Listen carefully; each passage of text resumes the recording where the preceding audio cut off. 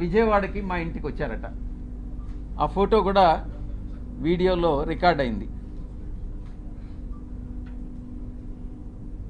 వీడెవరో తెలుగుదేశం పార్టీకి చెందినటువంటి ఒక లేడీ, ఒక పురుషుడు.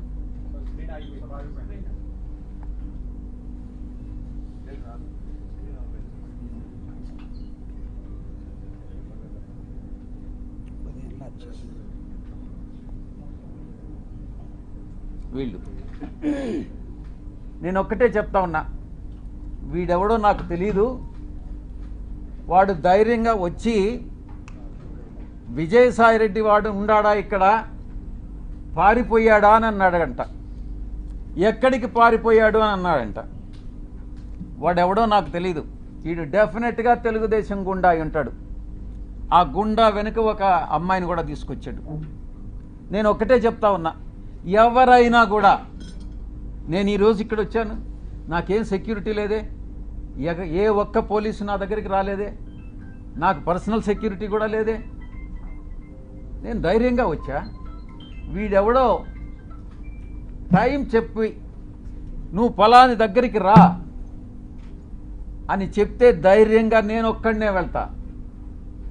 ఈ రకంగా ఏదో వచ్చి నేను భయపెట్టేస్తాను, నేను కొట్టేస్తాను, చంపేస్తాను అని ఈ రకంగా భయపెడితే తాటాకు చప్పుళ్ళకు భయపడేటటువంటి వాడిని కాదు అని నేను చెప్తా ఉన్నా. పత్రికాముఖంగా చెప్తా ఉన్నా, వీడికే చెప్తా ఉన్నా. నువ్వు టైం చెప్పరా, నేను వస్తా. లేదా నువ్వు మా ఇంటికి వచ్చి వాడు విజయసాయిరెడ్డి గారు ఎక్కడ అన్నావు కదా, నువ్వే చెప్పు, మీ ఇంటి అడ్రస్ చెప్పు, నేను వస్తా, చూసుకుందామని అన్నటువంటి విషయాన్ని నేను చెప్తా ఉన్నాను. నేను దీన్ని బట్టి ఒకటే అర్థం చేసుకోవాలి, ఏ ప్రభుత్వం అధికారంలో ఉన్నా, ఏ కూటమి అధికారంలో ఉన్నా, మేము ప్రతిపక్షంలో ఉన్నా, భయపడే ప్రసక్తి లేదు. మళ్ళీ తిరిగి వైఎస్ఆర్ కాంగ్రెస్ పార్టీ 5 సంవత్సరాల కాలంలో మళ్ళీ అధికారంలోకి వస్తుంది. మధ్యంతర ఎన్నికలు కానీ వస్తే మళ్ళీ కూడా అధికారంలోకి వస్తుంది. ఎవరైతే తోక ఆడిస్తున్నారో ఆ తోక ఆడిచ్చే వాళ్ళందరినీ తిరిగి కత్తిరిస్తామని నేను పత్రికాముఖంగా చెప్తా ఉన్నా. ఇక బాబాసాహెబ్ అంబేద్కర్ గారు రాజ్యాంగాన్ని రూపొందించినప్పుడు రాజ్యాంగ రూపకర్త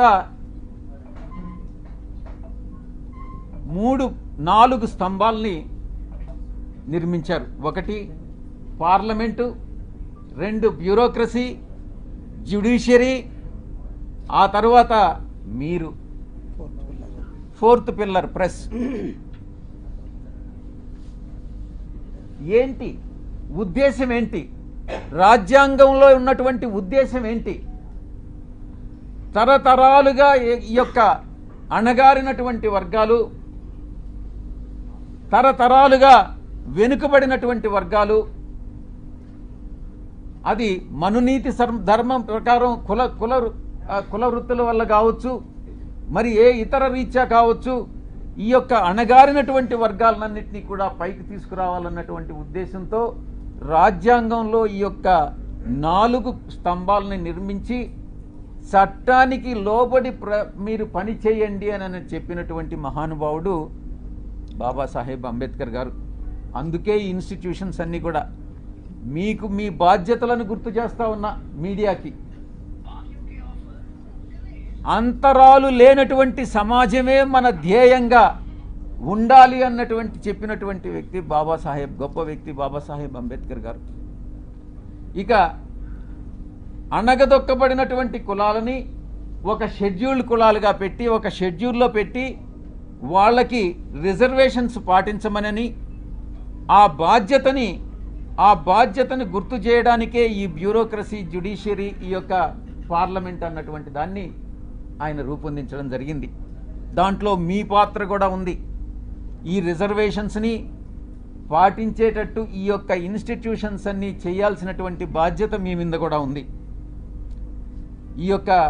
ఈ సందర్భంగా మీరు ఎలా గత 3 రోజులుగా మీరు ఏం ట్రోల్ చేశారు, మీరు ఏం టెలికాస్ట్ చేశారు అన్నటువంటి విషయం నేను వేరే చెప్పనక్కర్లేదు.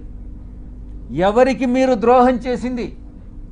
ఒక ఆదివాసీ మహిళకి, ఒక ఆదివాసీ అధికారినికి. ఒక్కసారి ఏదో లేనిది ఉన్నట్టుగా చిత్రీకరించి అవాస్తవాలని, ఆధారాలు లేనటువంటి వాటిని టెలికాస్ట్ చేసి ఘోరమైనటువంటి తప్పిదం చేసినటువంటి ఛానల్స్ ఒకటి, మొట్టమొదటిది మహాన్యూస్. నన్ను డిస్టర్బ్ చేయొద్దు. నేనంతా పూర్తి చేసిన తర్వాత నువ్వు ఏదైనా అడుగు, నేను చెప్పేదానికి